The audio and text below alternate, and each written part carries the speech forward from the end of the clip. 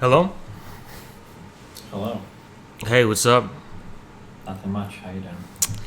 You know, we've been in better spirits. You know, we were doing really good, but our Twitter got banned. Our Twitter got banned. How'd you? Oh well, welcome to the club. What'd you tweet? So it's kind of a long story, but I'm a very petty person. If you can't tell. I am an incredibly petty person. So. And I was fighting a Twitter turf war with these guys. They call themselves neoconservatives, but like not as a meme. Mm-hmm. And I was just going back and forth with them all day, and I got banned. Basically Twitter. This is such bullshit, right? Twitter banned me, saying that it was threats and shit, right? But all I said is that I'm fucking your mother. She wants my dick. All this kind of stuff. It's not a threat. It's a fact, and there's nothing threatening about that. Okay. Did you try sending Twitter evidence you were actually fucking their moms? Maybe they don't ban you. Maybe that needs to be your new mission. I tried, but then Twitter said I'm sending explicit content to their support team, and I dug myself into a deeper hole. Fuck, you should have sent censor pictures. You fucked up. I don't know, but yeah. I mean, so you got banned on Twitter? I've been banned for years on Twitter. Yeah. Really? Shit. And has that hurt your platform and all that stuff? Yeah, I would say so. But I mean, like, I still do it. Mm-hmm. It's all part of the game, I guess. Yeah, same, yeah. I'm actually curious about something before we get into the meat and potatoes. This is like a streamer question, right? Yeah, what's up? Do you restream? Kind of, yeah. I do a stream. I stream to YouTube and Twitch simultaneously, yes. Because I have been hesitant to get into the affiliate program, and I was told that you're not allowed to do it if you have restream. Yeah, you're not. It's pretty lame. You could try, if you have an established platform, you could try emailing them and say, hey, like, I already have, like, a platform here. Can I do a stream? And they will make those deals, but that might only be for really big people, so I'm not sure. Okay, yeah, I'll send it to I you. don't even know if I would qualify for that, but maybe you would. It doesn't hurt to try. Yeah, I'll try. I'll check it out. So, I think today, what do you think about having a kind of philosophical conversation? What do you think about that? Okay, listen, I just had a 3-hour debate. Okay. I don't even know what the fuck it was. I'll talk with you, okay? Just none of the crazy fucking All right. posturing or John Zerka shit. No. I'm sitting today. We're not. Okay. Oh, thank you. Okay, yeah. I'm sitting today. Yeah, Yeah. we're good. Yeah, hit me up. What do you got? Okay. Let's see. I'm interested to know your philosophical background more. I mean, in terms of this is a loaded question, I guess. Does philosophy only mean ethics to you, or do you have like a more fundamental philosophical worldview? So I want to very broadly say, like, philosophy is just kind of like a way of looking at the world. So, like, there are, like, we can ask questions about ethics as part of philosophy. We can ask questions about, like, what we can know. So, like, we can have epistemology. We can ask questions about, like, what are things like, or the nature of things. So, like, ontology. We can ask questions about the physical world or whatever, or, like, things like related to metaphysics or whatever. But, like, yeah, there's, like, lots of branches of philosophy. But, like, broadly speaking, I would say, like, philosophy just has to do with, I don't know, broadly, like, just our way of, like, looking at the world, or how we look at the world. And then there's subsets based on what we want to talk about. Are you familiar with the idea that this was an idea, I think, from philosopher Feuerbach, Okay. that philosophy is nothing more than religion expounded into thought? It's religion actually thinking about itself. I mean, like, chances are I would probably agree when I start getting some definitions of what this guy is going to call religion. Like, if you're going to say, like, oh, well, religion is just, like, a way of looking at the world or something like that, then, yeah, I guess, sure. I mean, like, that seems like that kind of discussion is going to become pretty semantic pretty quickly.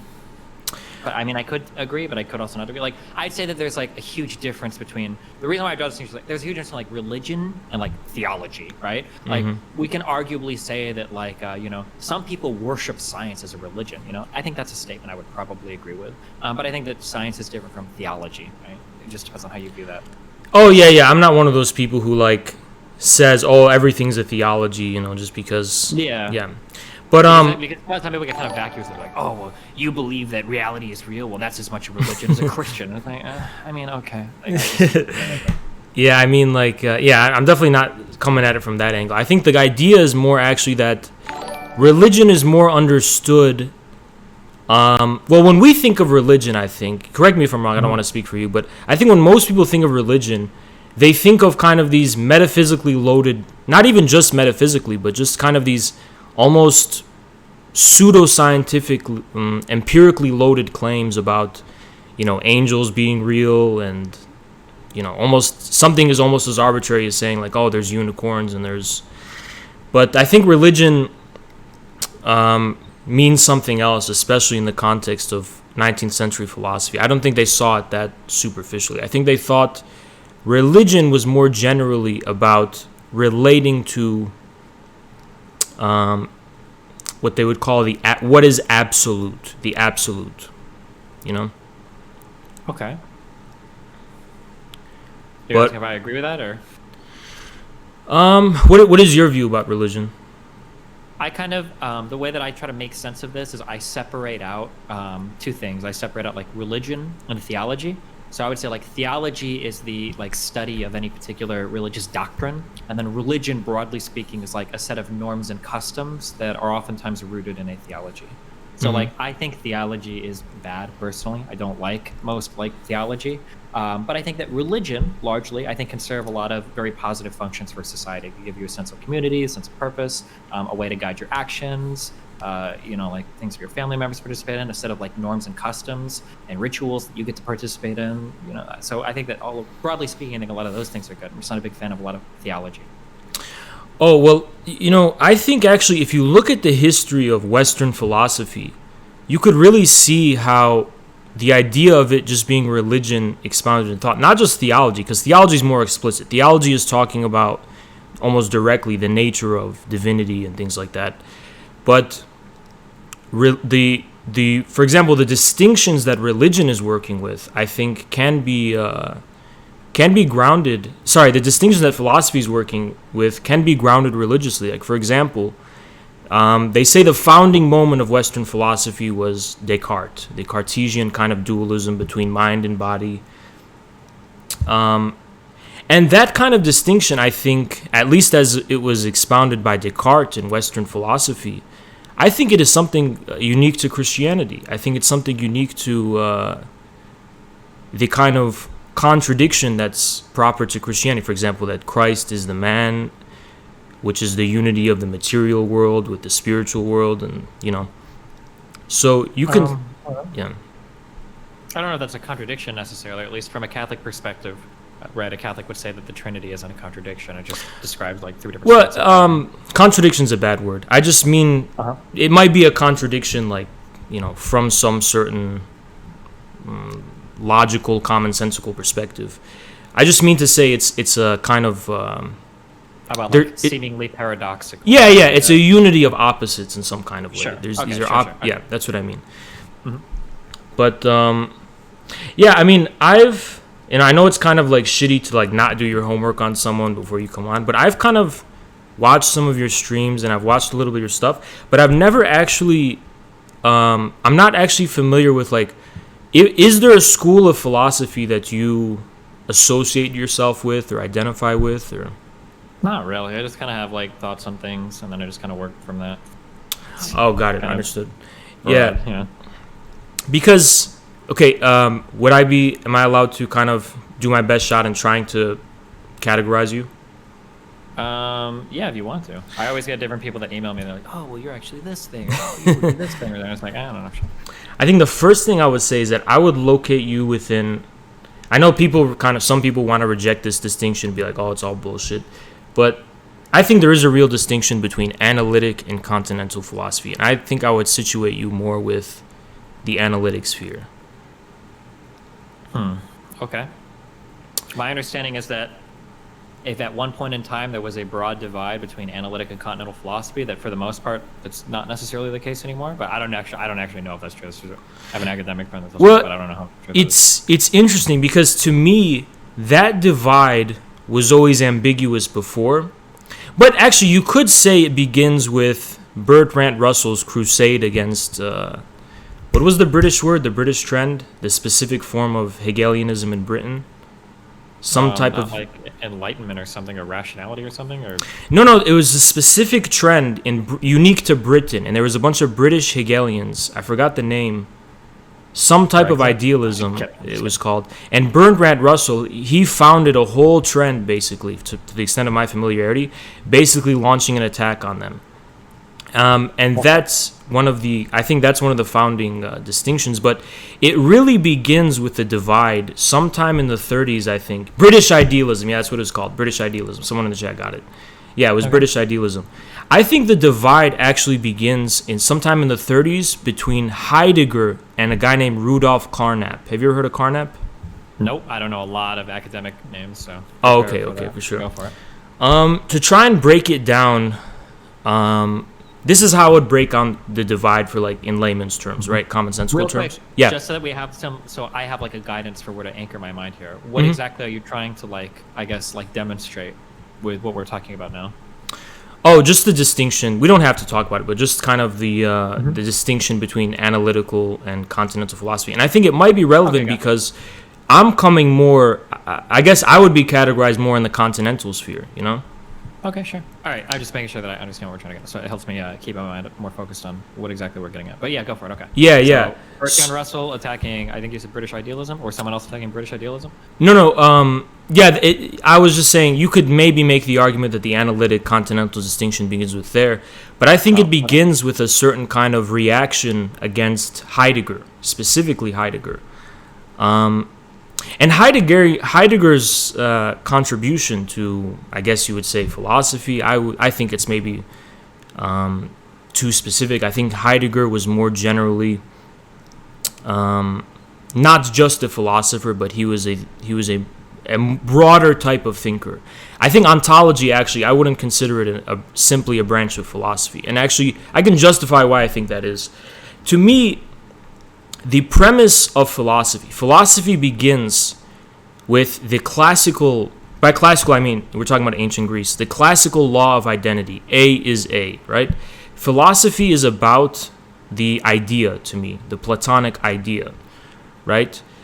And Heidegger's ontology is not necessarily, is speaking in terms and writing in terms that are beyond the law of identity and beyond just idea, the Platonic idea. And it's explicitly the case for Heidegger. But anyway, I don't want to ramble on. To simplify things, Heidegger's basic insight is kind of like this. The whole history of Western philosophy can be characterized, beginning from Plato onwards, and specifically Descartes. I mean, that's the one that makes sense to most people. By a forgetting of being, of what being is. So for Heidegger, we don't actually, we have no conception really of being as such.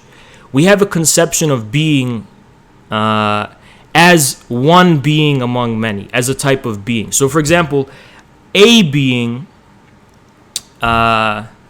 is like maybe an object, like an apple or a rock or, an animal, a being. But a being is something we have ready at hand, right? It's something that is already intelligible, is already formally definite, and it's already readily made and presented before us, basically, right? But for Heidegger, there is a reality of a more general being as such that Western philosophy's history can be defined by as a type of forgetting. And Heidegger's basic example of this is Descartes. So when Descartes says, I think, therefore I am, for Heidegger or Heideggerians, this is a kind of butchering. I'm trying to simplify it. But Descartes is basically reducing being to thought, to the form of its intelligibility or the form of its mediation by thought. And okay, so that's, I'm rambling on. So Carnap, he's an American, I think, or he's living in America at this time. He basically responds to Heidegger basically by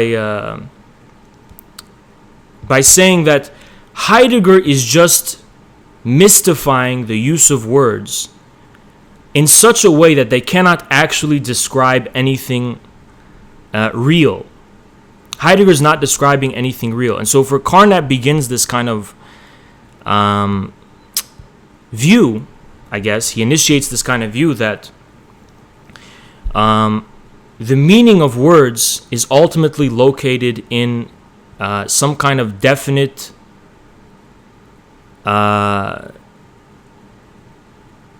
empirical certainty of reality. When we're speaking, when we're using language, we are making definite, certain claims about reality, basically. That have to be proven, through the scientific method, empirically, and so on and so on. Okay. So, I guess, to simplify that even more, a lot of people know me. I'm famous for like my debates with Vaush, debates with all these kinds of people. And to me, I have trouble communicating with them because they have a view when they're using words like socialism, when they're using words like fascism, things like that in general.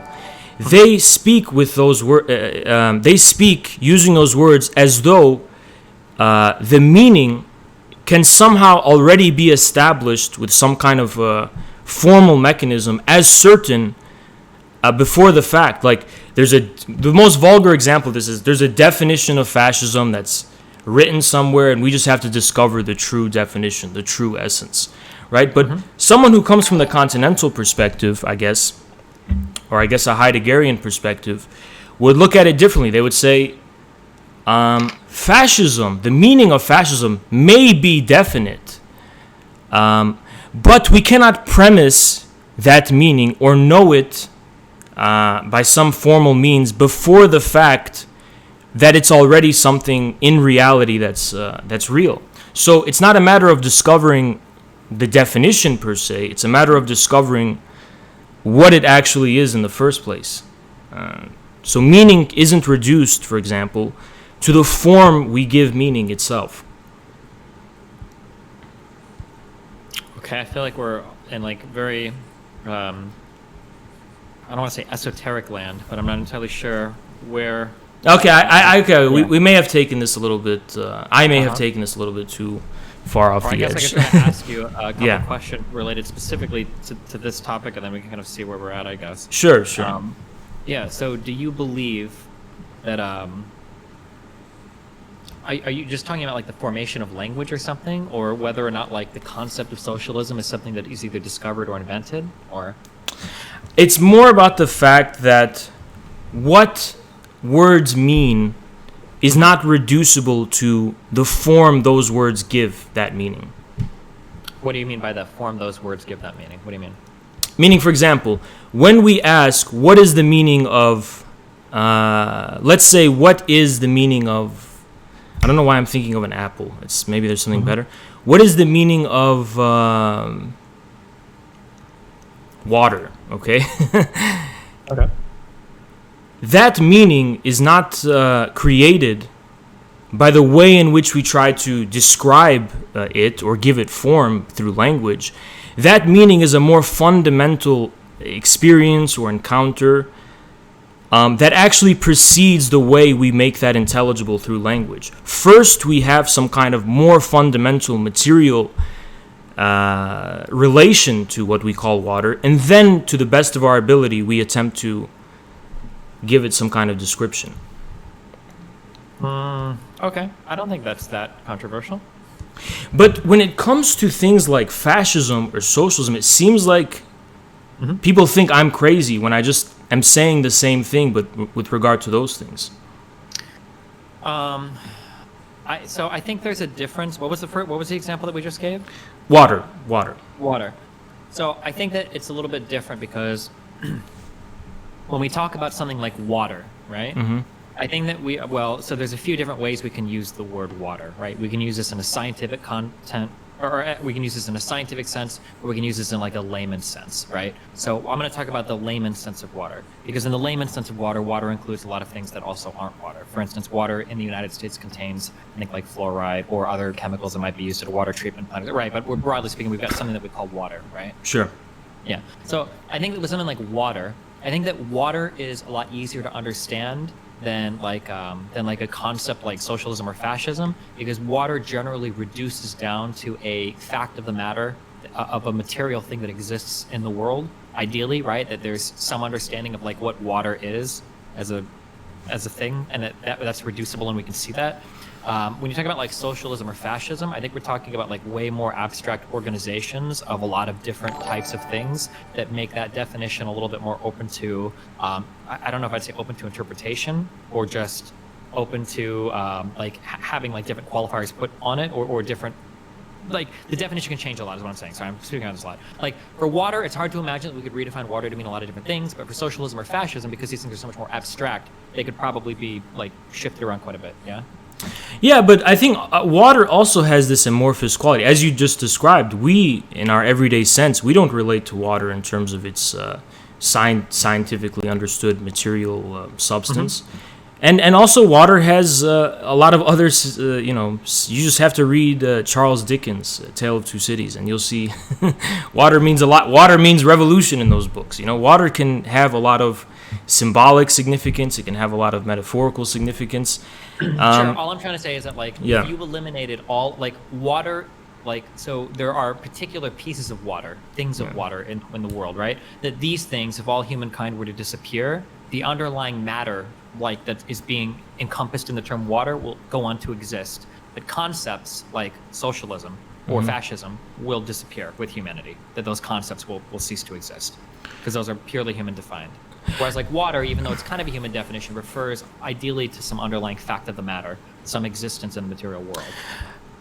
But let me raise a philosophical complication. And if you don't want me to, just cut me off and be like, I don't want to talk about this. Don't you think, though, it's a little bit more, that's kind of controversial statement? Because from, for example, a Kantian perspective, the basic idea would be that actually whatever water is in itself is completely unknowable to us. What we speak about when we're talking about water is somehow transcendentally mediated. And actually, I think even the analytic philosophers argue this quite often. Like, speaking about things in themselves, when you annihilate and wipe out of humanity, the question is a little bit more difficult to be like, can we be certain this exists independently of the way in which we socially and discursively mediate it? Yeah, so like I guess like I don't have my formal engagement is literally restricted to articles that I read on Wikipedia, so I'm not going to be able to give a strong academic understood. Yeah. I guess I'll try to get to the more common. That's fine. I can give you an answer. I'm just saying that it's going to be like really limited. It might be really primitive. There might be philosophers that have studied this more that disagree with me, in which case obviously I'd appeal to whatever they say. The way that I view it is that like maybe this is borrowing from Plato, I don't even know. So I recognize that there are like universal forms, and then there are particular things. So for instance, like the universal form of what we understand to be like water, I think that that's a concept that disappears along with humanity. But individual instances of water, and water is kind of hard to imagine. Let's say like a tree, right? The universal concept of what is a tree, I think that concept disappears if humanity disappears. But any individual tree, that matter will still exist. The underlying fact that the matter will still exist. And that thing will continue to go on, but the concept of a tree will disappear with humanity is what I would say. Oh, no, yeah, I think the kind of rough Kantian view is basically that what is left about a tree when this kind of transcendental mediation of it disappears. How can we meaningfully say the tree will persist when the only thing that's making the tree intelligible as a concept for itself is the way in which it's transcendent? And by the way, I'm not a Kantian. I don't agree with it myself, but I just like throwing these kind of. The reason I want to complicate the situation is because while I'm not a Kantian myself, I also don't necessarily agree with a kind of direct, kind of empiricistic, realistic view. But sure, I can. And I think this is the idea that like things. I don't know if it's a content. I've heard this idea, I think. Is this like the idea that things only exist insofar as they're being perceived and experienced by another thing? No. It's existence. Well, it depends on what we mean by its existence. Insofar as it's an intelligible form, like a tree as a tree. Insofar as the tree is in existence, then yes. But I guess the idea is like without the way in which we mediate the world through language or socially or discourse, however they like to say it, how can there be any discontinuities or differentiations in the world at all? How can a tree be separated, for example, from any other matter around it? Exactly, precisely, yeah. Yeah, I don't know. I'm sure Wittgenstein has a lot to say in terms of language for that. I'm sure that Kant and Hegel have things that they say about it. I don't think I ever dive necessarily that deep. These are interesting things to think about, but I don't know at the end of the day how much these play into any type of ethical positions I have, so I don't spend too much time thinking about these type of things. Yeah. So yeah, I don't have like a great answer, yeah. Yeah, understood. I think let's rope it back into like I guess the more practical significance of what we're talking about. So regarding the words socialism and fascism, for example, bringing it back to that, I think, in a similar way, socialism, the meaning of socialism, one reproach I would have with the view that socialism, or at least the significance of things like socialism, would disappear with humanity is that, to simplify it, I think if there's something about the nature of, let's say, I don't want to get too pothead, whatever, but there's something about the nature of, let's say, being or the universe or whatever, that is revealed to us by the existence of humanity. It clearly tells us something about the universe that human beings can arise from it, for example. Why? Or what do you mean by that? Well, it's not really a very loaded thing to say. It's just that it tells us something about the nature of the universe, that it is capable of giving rise to human beings, thinking beings, for example. What does it say about the universe, aside from it can... Just that it can do that. Oh, okay. Well, I mean, I have to agree with that, of course, right? And if it can do that, I think when we eliminate humanity from the universe, we're kind of committing an abstraction which gives us a one-sided view of what the universe is. Because clearly the universe... I mean, humanity comes from there, right? So when you get rid of humanity... you're not getting rid of the problem, so to speak. Okay. But I think let me try to translate what you were saying about it in a more simplifying way, so we don't have to go on these pothead directions.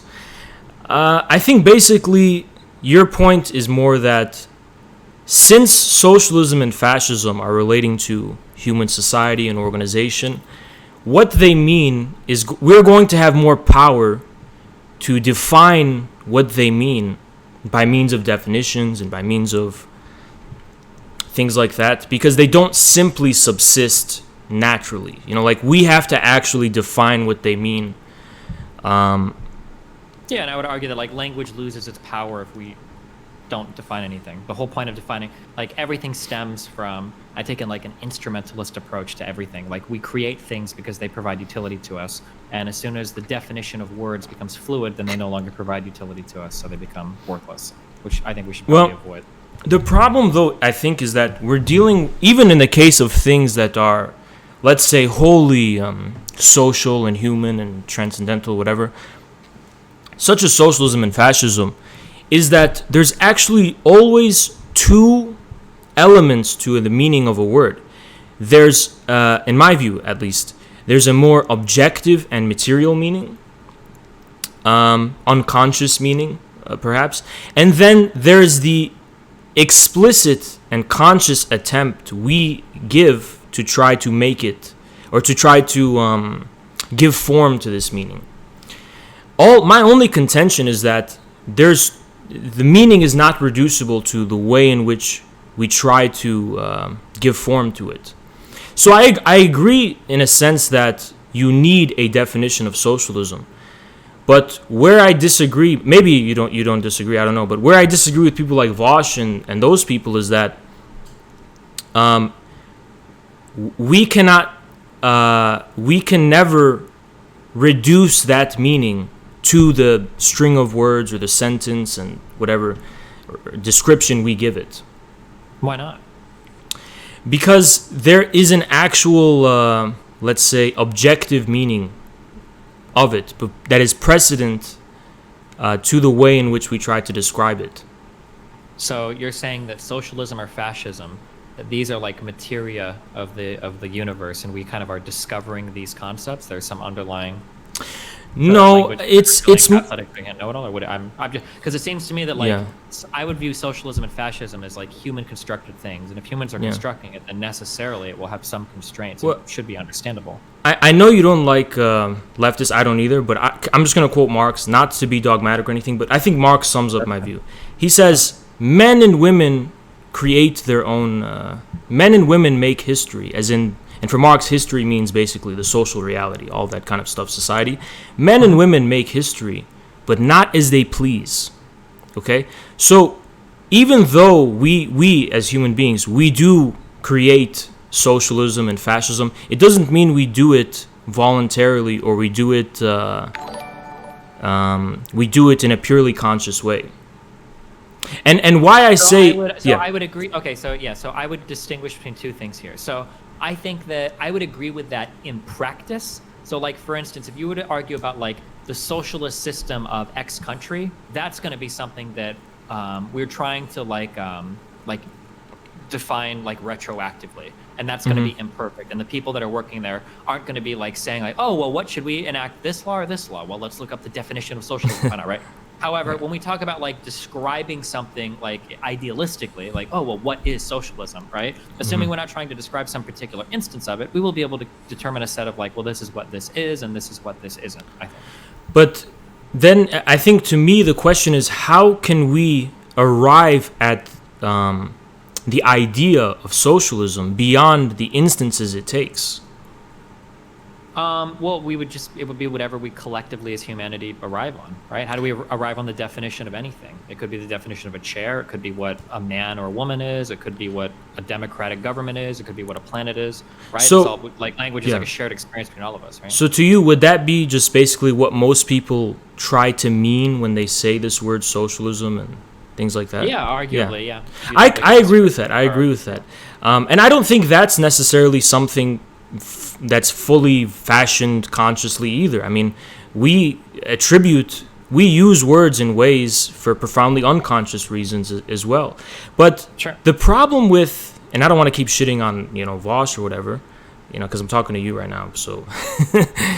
But the problem with people like him and socialists like him, let's say not just Vaush, maybe a lot of the socialists maybe you've argued with and other socialists, to them, what most people in the world mean by socialism is wrong, because their special definition, whose basis is beyond. I think it's just Chomsky. Chomsky seems like the only one who consistently speaks about the meaning of what socialism is in the way that they do.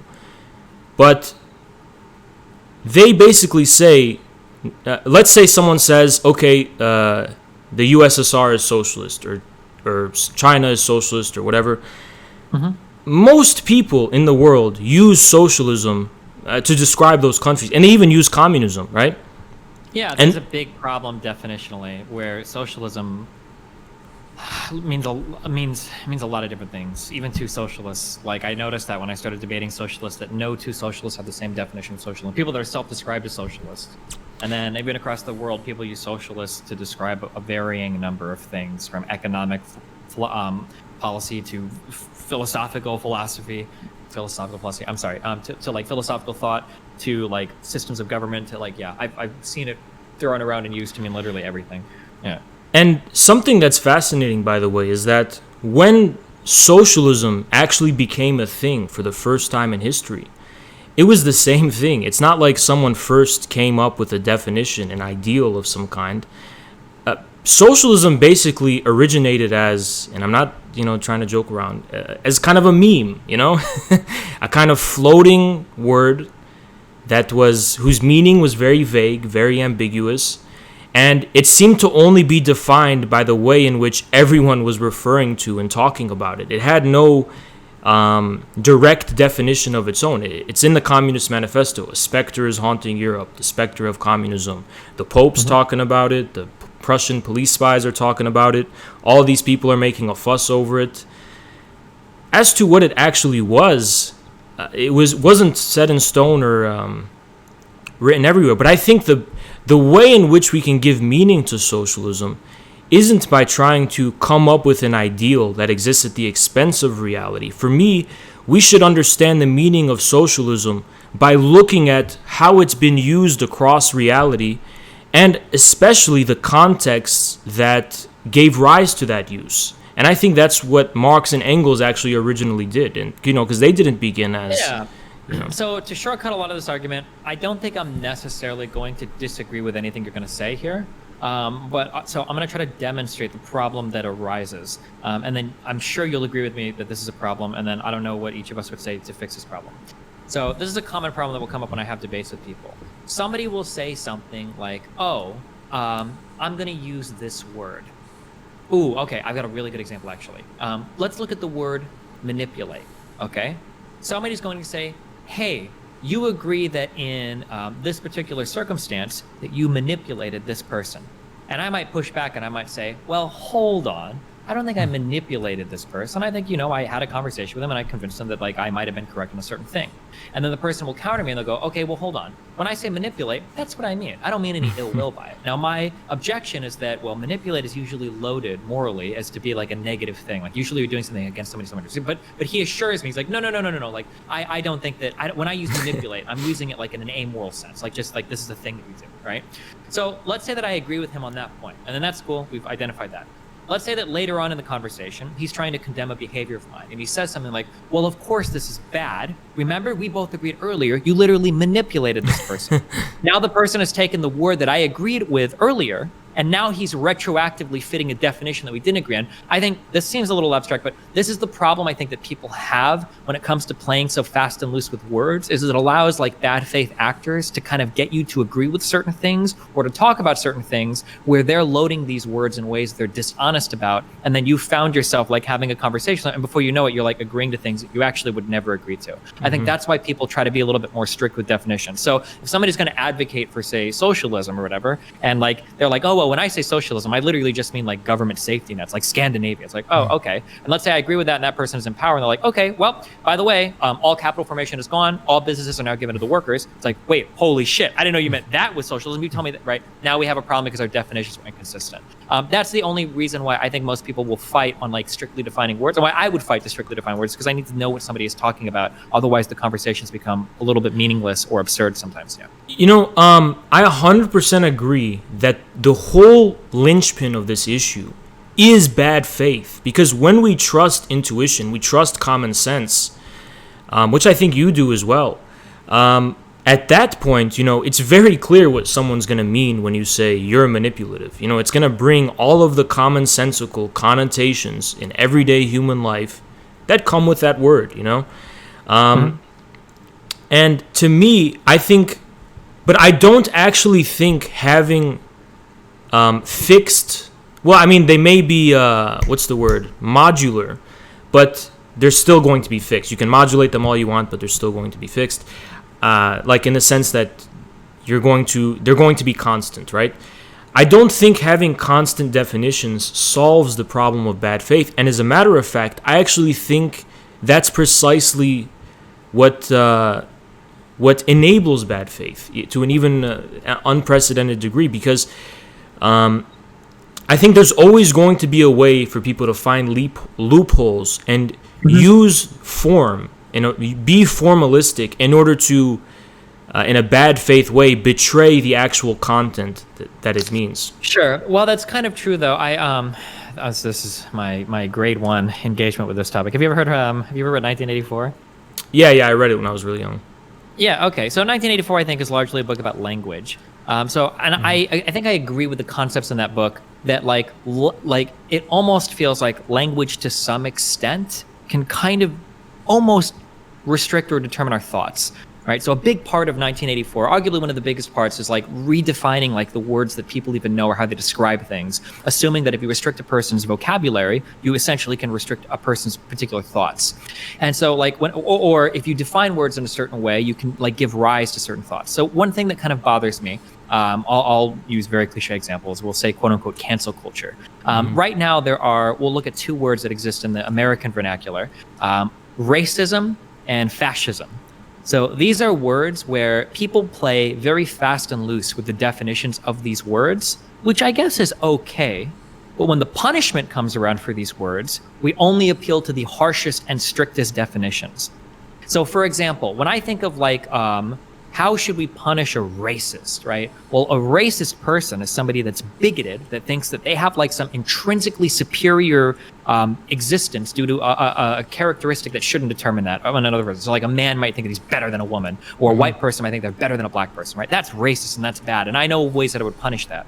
We all agree that there are ways that we should punish that. We probably should punish that, right? However, when people throw around like that person's a racist, like they might use it in a sense that's far different than how we would normally associate it with. So my problem is that they'll invoke the word or they'll invoke the term, and when they invoke something, it'll be used for different purposes at different times, but not everybody seems to be capable of following the nuance of all of those different like invocations. And then we like end up, the conversations like nationally become like really fucked. And I think that the abuse and the misappropriation of that language, like that in and of itself, I think leads to harms. I think it's more extreme than just saying, well, any bad faith actor will do something bad. Sure, they could, but this is like, it's kind of like somebody walking into your house with an AK-47 and then killing your whole family. And you're like, well, they could have killed us with a knife. It's like, yeah, they could have, but if we can take away the AK-47, maybe it's good. Same thing with the misappropriation of language. We can get people to be a little bit more strict with their definitions. I think we control people's ability to do so much of this particular type of harm in society, I would say. But I don't want to make this about 1984 because it's very relevant to the point you're actually raising. But to me, I think the issue I take with Orwell's relationship to language is Orwell seems to assume that the definition or the meaning of the word itself is already somehow established, and we're just abusing it and twisting it and contradicting it. But to me, the precise source of bad faith, it's not just that bad faith will still arise. The precise source of bad faith is precisely when form is used opportunistically to betray content, when the formal definition of words is used in such a way that betrays our common sense, our intuition, our basic kinds of unconscious associations. And speaking in regards to fascism or racism and so on, I don't think it's that there's a specific definition of racism out there and then people are abusing it. I think what's happening is that we have a very clear, not clear in the sense of clear to describe, but we have an unconscious understanding of racism, for example. And what most people in their everyday use of the word racism mean by that, like normal, practical-minded American people who don't have time to do cancel culture on Twitter all day, people who are concerned with the practical necessities of everyday life, going to work, feeding your family, doing things like that, For them, it's pretty clear what racism means because racism affects them at that level, right? It's not a matter of abstract... I think that my issue is when we talk about the form is that I feel like you can invoke so much using a certain word as long as we're not agreeing on. So like you might take a person's individual engagement with racism and you can invoke those feelings with the word racist, but then you apply that, you ascribe racism or some action to racism that wouldn't actually fit that person's experience. So let's say, for instance, minority X has an experience with racism, and their experience with racism is cops abusing them, bosses firing them for what they do for work, and other people being openly racist and bigoted against them, such as like hitting them in the street, spitting on them or whatever, right? Now, let's say that I find out that some random person has rapped out loud to a song and they used a slur in the rapping or whatever, right? Now, when I talk to that person, that minority X, when I talk to them and I go, hey, did you know that person A is racist? I'm using that word racist to invoke the feelings that minority X has about racist, but none of those feelings actually apply. They're not actually, there's no overlap there between the person that is actually being described, right? The other person's being described. And that's my issue with like playing like fast and loose with language, and why I feel like adherence to the form should be somewhat stricter. We should at least vie for that. Otherwise, I feel like it's so easy to abuse. But, it's strange because I agree with everything you just said, like 100. And I even think that is precisely the source of this kind of opportunism. It's exactly that. It's that people are using real things, words that have a real meaning, and they're evoking all of that, what you just said, those real experiences faced by minorities and of all kinds, and they're using them in opportunistic ways. that betray that meaning. It's just my only issue is that reality you're describing of racism. My issue is that when we attempt to arrive at the essence of that formally through a definition of some kind, we inevitably will set our definition one way or another loose against the content out of which it arose. And I think the only way you can solve this problem is to recognize that there is no certain or airtight guarantee against bad faith. I think. Yeah, but I feel like we can still like encourage societal norms to try to push against it, I guess. Like to look more specifically, like the definition of socialism is incredibly frustrating to me.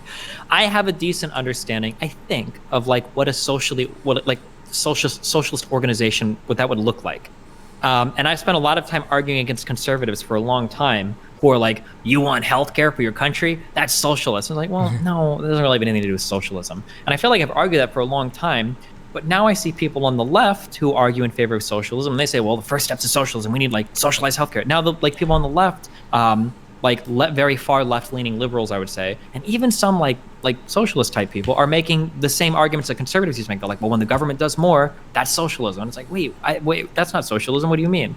You're talking about like expanded like social safety net. So there's nothing to do with socialism. So like when these definitions all become so fast and loose, I guess like the main thing that I want to avoid, the annoying thing for me is that as soon as somebody defines them as something, I have to ask like 20 questions to figure out what they actually mean. If somebody these days tells me that they're like a socialist, or if they accuse somebody of being a fascist, I have to like, okay, well, what are your policies? What do you believe in? What do you want to do? Because the word itself is actually completely devoid of meaning these days. It's either invoked for unity or for fear, never for like actual information. Well, I mean, the first thing is that I think when most people who call themselves socialists, especially in America, it's not just that the word they're using is meaningless. Their position is fundamentally meaningless. It doesn't really mean anything to be a socialist in America. Now, I guess Bernie Sanders gave some kind of meaning to the phrase democratic socialism in the contemporary era. But, I mean, the way in which that word has been stretched in the United States is far, it's gone so far beyond, that. But to address the actual point, I guess what I would say is that I don't think these contradictions you're describing, is socialism just when the government does stuff? Is it something more specific? I don't think these contradictions show that socialism is meaningless. I think if there's a meaning to socialism, we have to first accept that it's a meaning, there's a reason why the word socialism is used in all of these ways. And while they might on the surface appear completely contradictory, I think they can actually be reconciled when you go a little bit below the surface. For example, even in the case of, the government does stuff meme, why is it that in the common sense vernacular of Americans that they describe this as socialism? Well, I think it says something about socialism. Yeah, it's not just that they're wrong. There's probably like in any definition, if it's incorrect, there's probably like a story there to explain why it is the way that it is, right? It's not just that there's a story, is that I think that it says something about the actual meaning of socialism, that people make that association. I think it's not that socialism is reducible to the government doing stuff, but from a broader historical perspective, socialists, for example, when the word came into existence and through the 20th century, I mean, everyone who vaguely recognized that the 19th century individualistic liberal society of, laissez-faire, whatever, this is a kind of a, caricature or whatever, but it's a simplification, that was no longer sustainable. So most people who vaguely agreed with that sentiment called themselves socialists. Like, oh yeah, I'm a socialist. I agree that, this old style of capitalism or whatever is just not going to survive, and it's not sustainable. And those people, I mean, their views ranged very radically across. I mean, depending on who you talk to, you'd had people for whom this socialism meant what Marx meant by communism. You had people for whom this meant what the anarchists were saying. You had, people who we would translate as welfare states, mixed economy, social democrats. And you even had, should I say it? You even had people calling themselves fascists who would also say, yes, we're also socialists. We believe in putting the nation before profits or whatever. So I think these all may be contradictory, I guess I would say. But that doesn't mean the word they have in common, just because it's going through all of these contradictions, means there's no deeper coherence or meaning behind why that is. I think there's a reason why they were using the word socialism in common. Well, I guess we can talk about that meaning if you want, but I would still push for, I don't know, I still would like to push for some coherency in definitions. I feel like that's an attainable goal. Like, we should be able to have some consistency by which we speak with words. Or do you, maybe, I don't know if I'm making an emotional bill here. Like, don't you,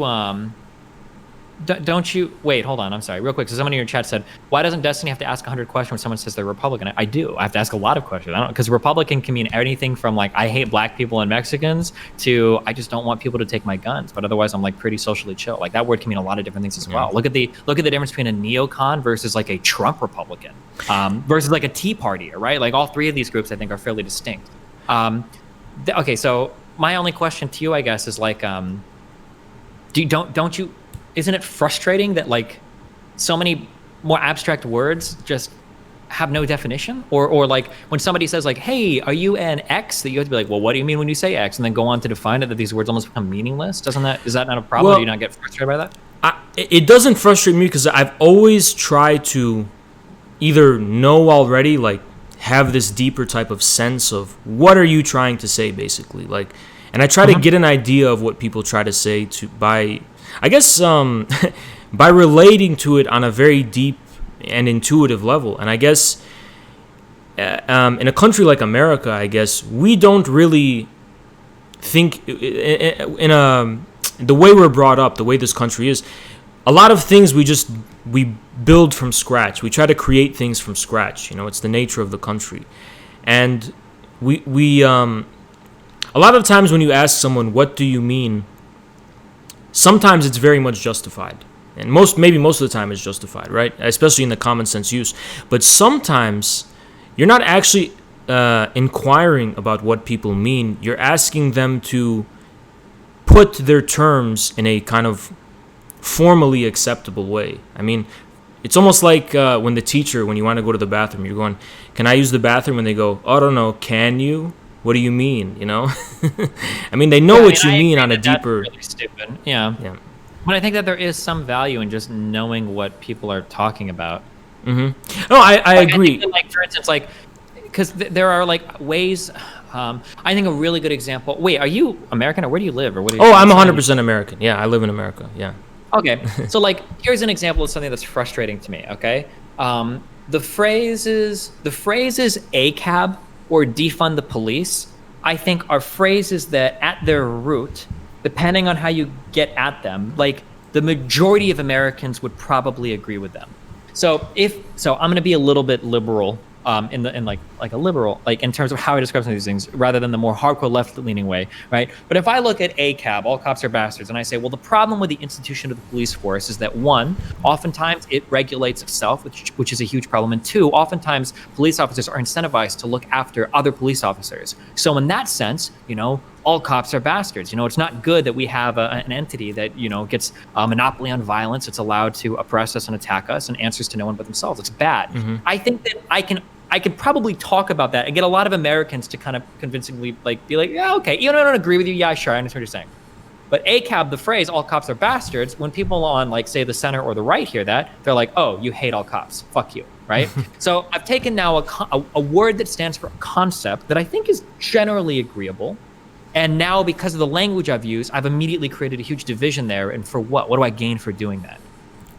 Well, this is kind of my problem with having such fast list definition. No, I mean, I actually take it a step farther, and I say the reason why people, and the meaning of it when they're saying that, by the way, it's just a virtue signal, but it's to virtue signal something very specific, which is this kind of mark of distinction from the rest of the American masses that, oh, you're edgy and you're cool and you're in the know, you're above you're willing to go to the extremes, unlike normal Americans who have to deal with living normal lives and raising families and doing things that normal people do.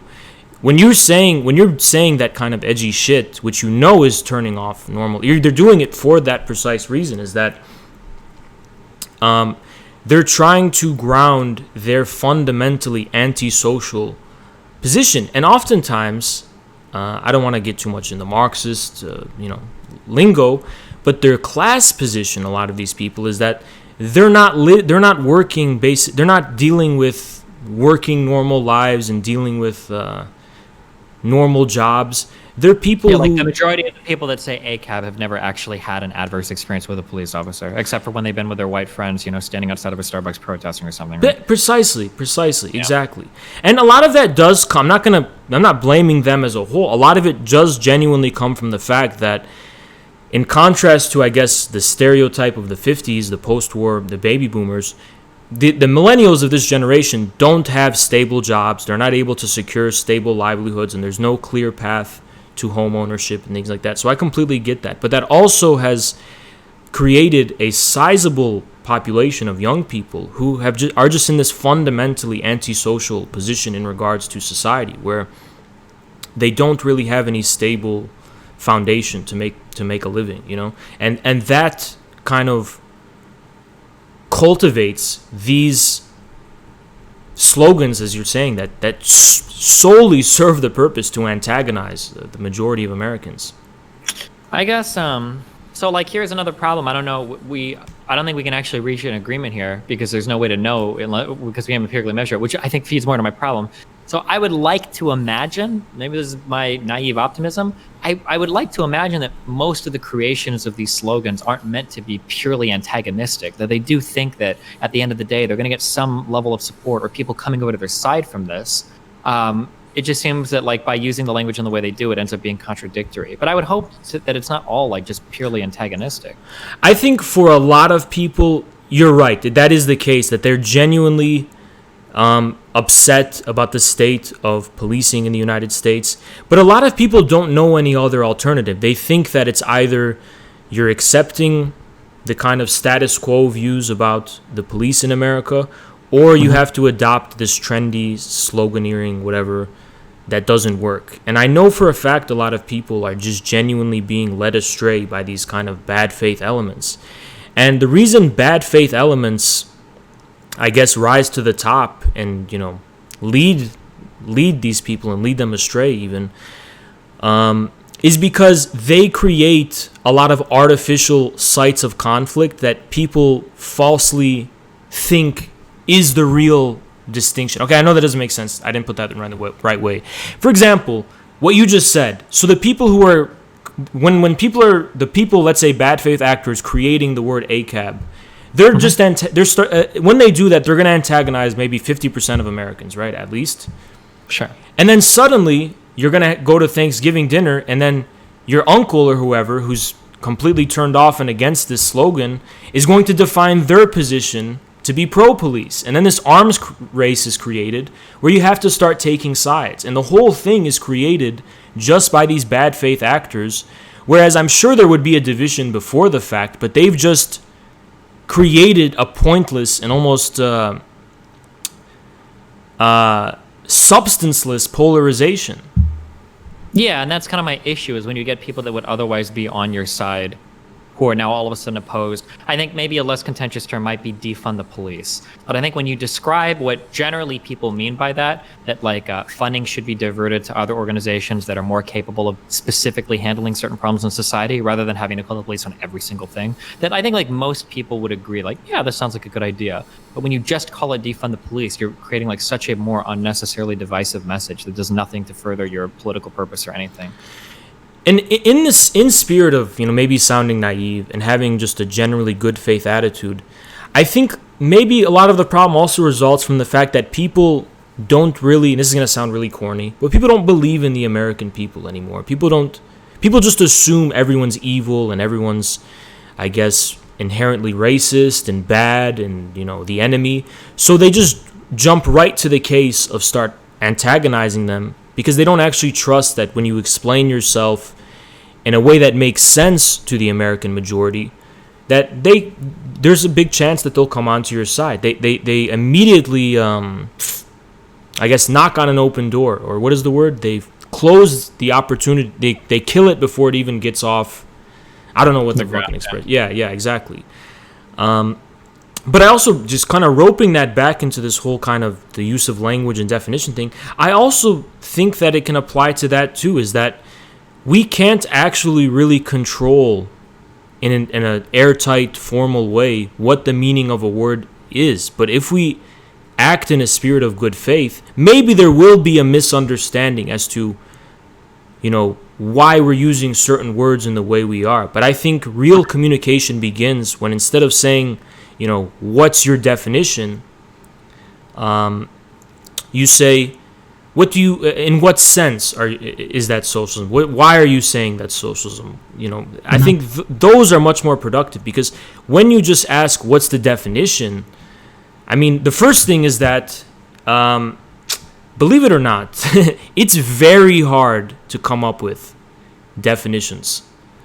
It's very hard to look at really complicated things, really complicated. I'm not gonna, reel this back into the whole Vaush thing. But for example, when Vaush was like, what's your definition of fascism? So what's going through my head is all of the things I know about fascism, all of the kind of concrete historical context in which it arose, the meaning of fascism at the time, the way it was responded to, its significance. I have to use my CPU processing power. And this is what fucking computers do, right? They take, they take complicated data and they simplify it into something simple. I think it's the hardest thing to do. And I guess simplification is good, and that's why I said I'll simplify it. But when you simplify a word, the meaning of a word, which I think is very useful, I'm not against it at all. I think the problem is that the way you simplify it can't then be set against all of the kinds of bigger forms of data that you were using to process the simple version. Like, you can't say, okay, now I've arrived at what the essence of fascism is, and I don't have to engage with all of the complicated mechanisms that I went through to arrive at it anymore. I can just be content with this definition and forget about why I actually arrived at the one I did. Sure, I guess I can kind of agree. But if I return back to something I said earlier, so I said earlier the reason why we have definitions is because there's some utility. I guess the thing that I like about definitions, so I think the best example of what I mean when I say a definition is it's a diagnosis, like a medical diagnosis, right? So I would argue that diagnoses aren't, that's not like a real thing that exists. It's like a human concept. But the reason why we diagnose a disease is because we can do something about it, right? So if you get a diagnosis, the best part of a diagnosis is hopefully it comes with some treatment regimen, right? So if I've diagnosed you with X disease, here's Y treatment regimen. So that's where the good part about the diagnosis comes from. Mm-hmm. And if we started to have a bunch of disagreements on a diagnosis, well, now we've got a lot of problems because it's harder to talk about the prescription or how to fix things. So more specifically, relating to the term fascism, right? So I think that I would hope most people believe that the outcomes of fascism are pretty bad. I would hope that. Things like, things like the Holocaust or any type of genocidal racial ethnic cleansing or whatever. These are generally bad things.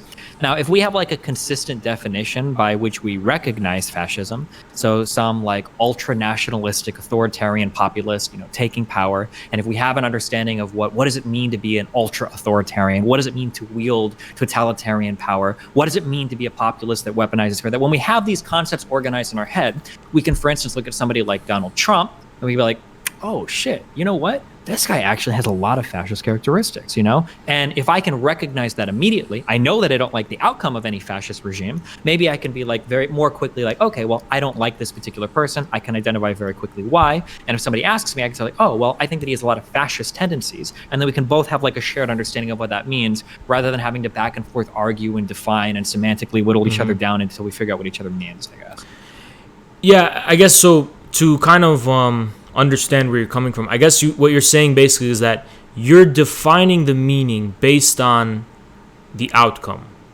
more or less, right? Well, not necessarily. I'm just saying that, like, I know the outcome of this particular meaning would be bad, so knowing the meaning is good. I'm trying to compare it to a diagnosis. So, like, I know what the outcome of untreated cancer is generally. So, if somebody can diagnose cancer at an early stage, well, then I know I can treat against it. So, that diagnosis is valuable, and I don't want to spend time arguing about what the diagnosis means or if it exists. I just want to have, like, a shared understanding so that we can. Oh, okay. So you think it's about what outcome it leads to, basically. That, like, it will lead to. Yeah, I'm very outcome oriented when it comes to language in general. We exist. We create language because it serves some utility to us. Yeah. But to kind of pose a question, what if that outcome is purely negative? What if it just means the dissolution of some kind of order, whereas the actual, for example, positive consequences are not clear or they're ambiguous? Because, for example, the way I interpret someone like Trump is that I definitely agree with that somewhat similar, vaguely, with fascism in the 30s. It corresponded to the demise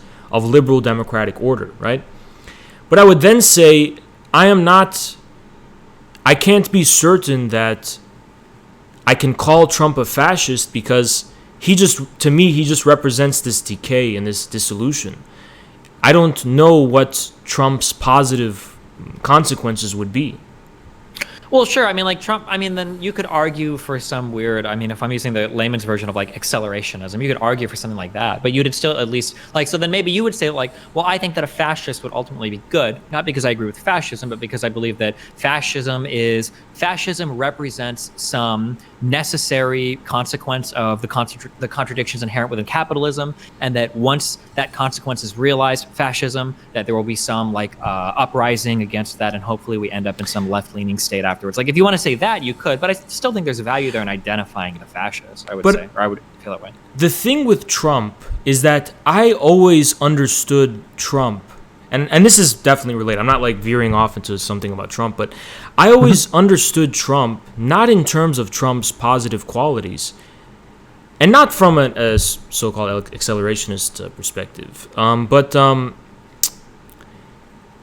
a perspective of we took for granted that this kind of liberal democratic, it's not even specifically liberal democratic, let's just say vaguely post-war, politically correct political order that arose was itself the default and the norm. But if we look at American history, we find that vulgar, vaguely right-wing, and also chauvinistic populists, they seem to be the norm in American history. I think, isn't that kind of what Andrew Jackson was, for example, associated with? My history is fucking dog shit. My bad. So even if I was sure, I wouldn't be able to tell you. But sure, good. Yeah. I think I understand the concept you're saying, sure. Yeah, I think it's just that I think we took for granted what the norm was and what the norm wasn't. I think we took for granted that, the Clinton era or even the Reagan era, it depends on where you think this era of American politics started. I actually think it started maybe Reagan or Jimmy Carter, something like that. But we took for granted that was kind of consolidated. That the guy. Have you ever heard of Francis Fukuyama? No. The basic idea of that guy. I'm not gonna bombard you with esoteric stuff, but he's a well-known guy, and he's just known for this idea that after the 90s and after the collapse of the Soviet Union, it was the end of history. We reached the apex, pretty much, of human development, and this is pretty much. This is a simplification of. This is what he's known for. It's not actually what his actual views are, but it's what he's known for. Sure. We've reached the end of history. This is the final form of human society or whatever political reality. And I think that's vaguely he's kind of putting in intellectual terms, I guess, what people vaguely were thinking, after Reagan or after Jimmy Carter, and especially after the Soviet Union collapsed, that this is the Churchill's worst. What's it? The worst one, but it's the best one. What does Churchill say specifically? Churchill says, I think democracy is it's like the worst government, but it's the best government of all the ones that. Yeah, exactly, precisely. Yeah, and I think, but when we take a broader view of American history, we see that it's riddled with all sorts of ambiguous contradictions, populisms, explosive national passions, racial conflicts, all these kinds of things.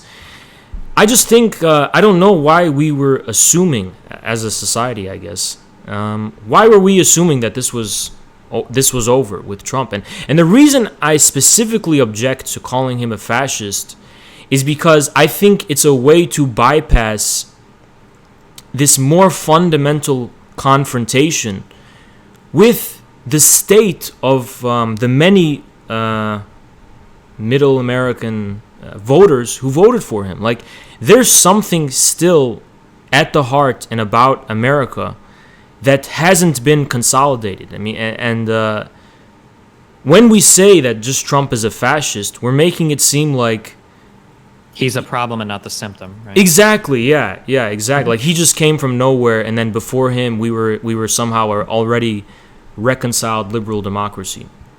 Sure, but I mean, like, I agree and disagree. I agree for sure that Trump is a symptom, 1,000,000%. Trump did not cause all of these Republican voters to turn into what they were. There was obviously some underlying current there before that, right? And he found a way to mobilize that. Well, I will say he unintentionally stumbled into a way to mobilize that. But that being said, I still think there's some value in realizing the definitions are definitions. Because if I can identify that Trump is a fascist, I can say that Trump wasn't, Trump being a fascist, it wasn't that a fascist turned the Republican Party into what this was. It's that the Republican Party seemingly has always been vulnerable to voting for a fascist. I think there's some value in being able to say that and have that argument. Mm-hmm.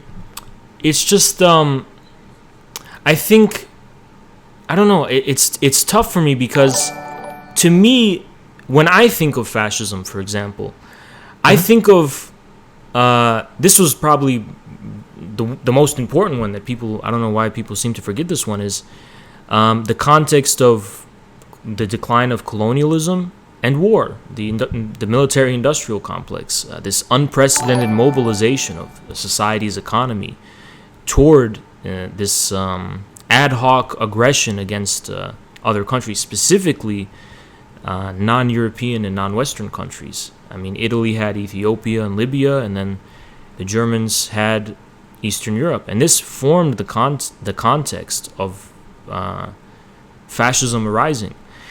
And to me, while I agree that there's a lot of racism and chauvinism and all those kinds of things when it comes to Trump, I think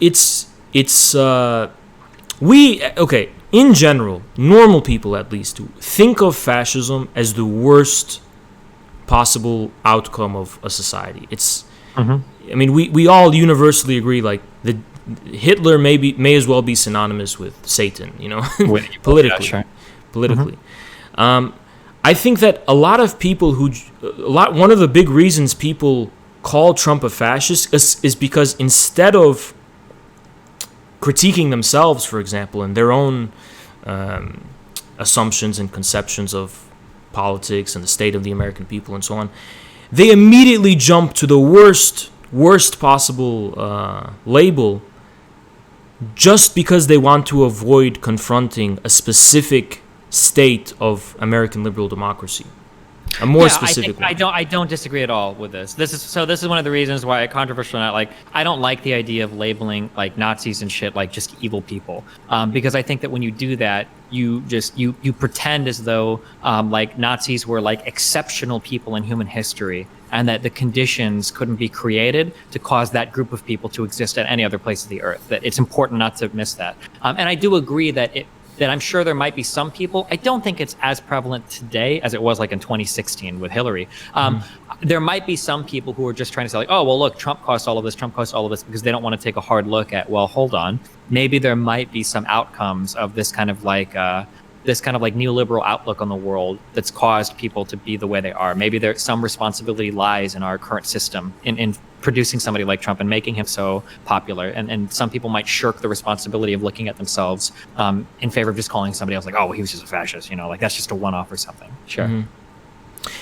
I think so much of the Trump phenomena and Trump supporters, to me, was defined by just specifically this kind of state of siege against, the libs or the left or the socialists or something like that. Like, it never seemed to me, in contrast maybe to fascism, the fascist phenomena, they never seemed to actually arrive at some kind of positive position. Like, at least, for example, the German Nazis did this. They had the whole Nazi ideology, and obviously Mussolini did this with explicit fascism.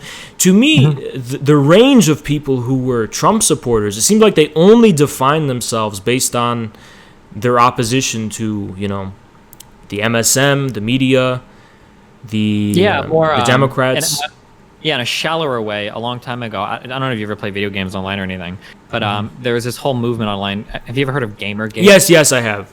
Yeah, so the way that I describe those people is I would just call them anti-SJW. That was literally like all of their political beliefs are whatever they think is like what an SJW would think. They think the exact opposite. That's how they define their entire movement, their entire ideology.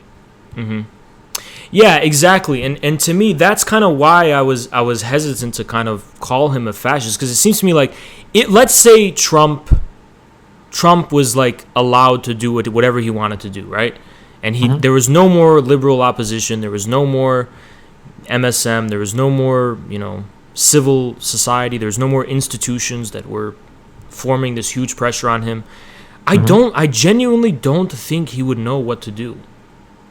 I think he thrived off of just opposing them, basically. Maybe to some extent, sure. And I also think we can't take for granted the fact that what I just described, this kind of bulwark of the institutions, and I would also say, but I don't want to use loaded terms here. The establishment, pretty much. Trump at no point, I think, overcame their power. I think the combined power. I'll just give you an everyday example. I guess I'm pretty young, right? In 2016, I was in college, right? I was in college from 2016 to... Well, I didn't begin college then, but I graduated in 2018. But I was in college in 2016. And through my experience of the Trump era at an institutional level, and this wasn't only true for college, it was true for every other institution I encountered. It was also true for local politics. Things got more extreme in the opposite direction as Trump. Things became more politically correct. Things became more... anti-Trump in nature. So I don't think at any point Trump succeeded in having his own really independent power to give us like what his model of society would look like, Sure. Yeah, I don't even know how far he could even think that far ahead, yeah.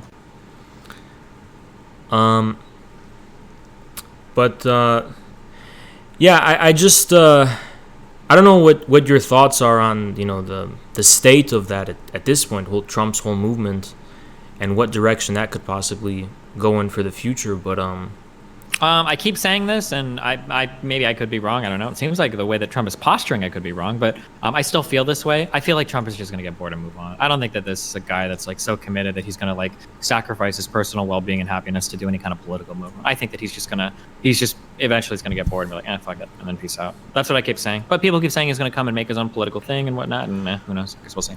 What about Trump's... because a lot of people... I'm sorry, I forgot the exact turnout in the election recently. It was like 70 million or something voted for him. 76 million, or was that for Biden? It was a lot. Yeah, it was a lot, more or less. It was a lot.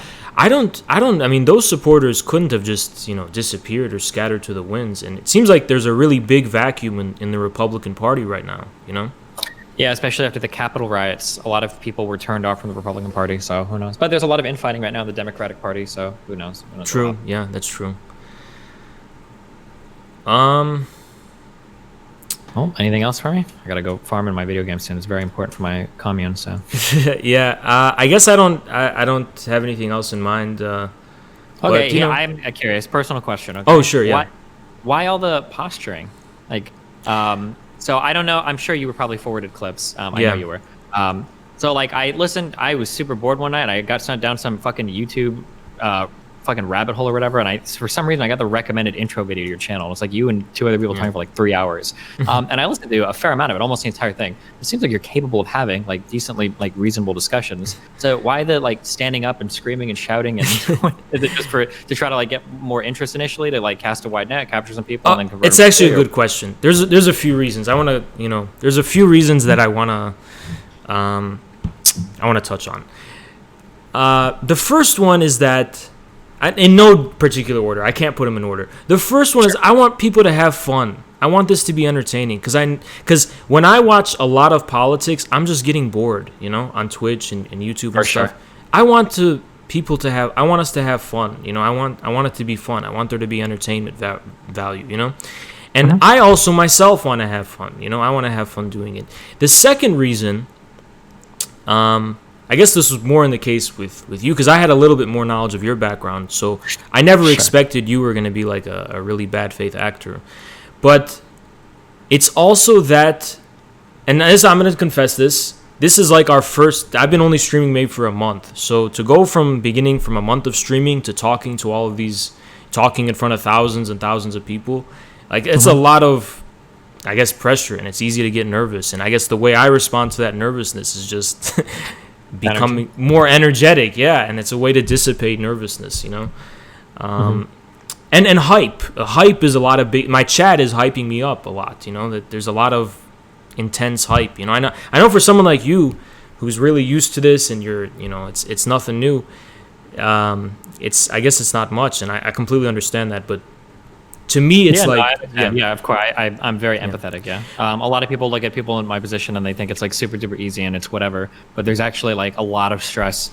Like, I don't think the average human being can handle the insane amount of crazy shit that exists in these online communities, and nobody can really see it, and you can't really complain about it because nobody really understands. You just sound off like really overprivileged or super entitled to complain about it. So I know what you mean. Yeah, I couldn't even imagine. Yeah, because you're get way more viewers than me and stuff, so I don't even know a fraction of it. But the third reason, and this is the more nasty stuff, is that there's some debaters whose whole flair doesn't come from actually engaging and wanting to have a normal human conversation.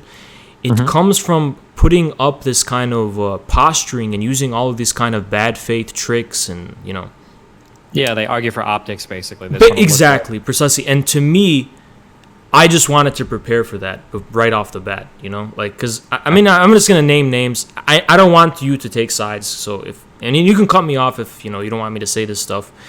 But from what I know about Vaush, when I've seen his earlier debates, he kind of...